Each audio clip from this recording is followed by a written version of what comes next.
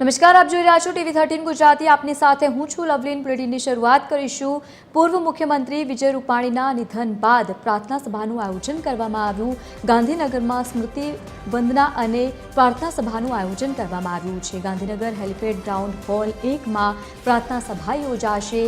સવારે 9 થી 12 કલાક દરમિયાન પ્રાર્થના સભાનું આયોજન કરવામાં આવ્યું છે।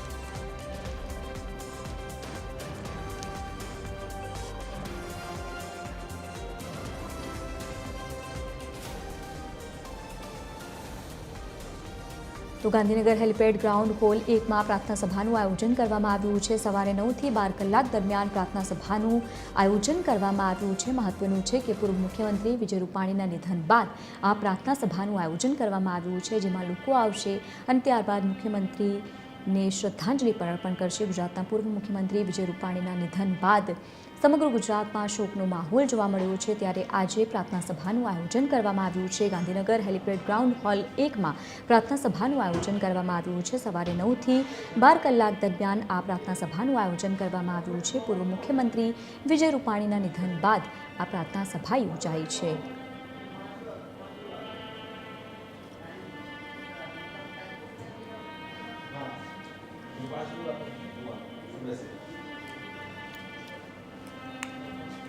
તો ગાંધીનગર હેલિપેડ ગ્રાઉન્ડ હોલમાં પ્રાર્થના સભાનું આયોજન કરવામાં આવ્યું છે, જ્યાં હવે લોકોની પણ ઉપસ્થિતિ જોવા મળી રહી છે। તો સાથે જ તમામ લોકો પૂર્વ મુખ્યમંત્રી વિજય રૂપાણીને યાદ કરી રહ્યા છે। દુઃખની આ ઘડીમાં ગુજરાતે પોતાના પૂર્વ મુખ્યમંત્રી ગુમાવ્યા છે, ત્યારે તમામ લોકોની ત્યાં ઉપસ્થિતિ જોવા મળી રહી છે। પ્રાર્થના સભામાં પહોંચ્યા છે TV13 ગુજરાતીના એડિટર દીપક રાજાણી। તો સાથે જ બીજા લોકો પણ મોટી સંખ્યામાં ત્યાં ઉપસ્થિત જોવા મળી રહ્યા છે। રાજકીય નેતાઓની પણ ત્યાં ઉપસ્થિતિ જોવા મળી રહી છે। સવારે 9 થી 12 કલાક દરમિયાન આયોજન હાથ ધરવામાં આવ્યું છે।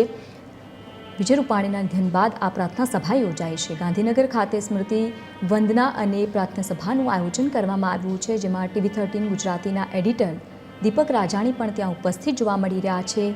સૌ કોઈ નમ્ર આંખોથી પૂર્વ મુખ્યમંત્રી વિજય રૂપાણીને યાદ કરી રહ્યા છે। અમદાવાદ ખાતે પ્લેન ક્રેશ દુર્ઘટના બની, જેમાં ગુજરાતના પૂર્વ મુખ્યમંત્રી વિજય રૂપાણી મૃત્યુ પામ્યા હતા અને ત્યારબાદ તેમના અંતિમ સંસ્કાર કરવામાં આવ્યા, પરંતુ આજરોજ આ પ્રાર્થના સભાનું આયોજન કરવામાં આવ્યું છે, જ્યાં સૌ કોઈ ફરી એકવાર પૂર્વ મુખ્યમંત્રી વિજય રૂપાણીને યાદ કરી રહ્યા છે।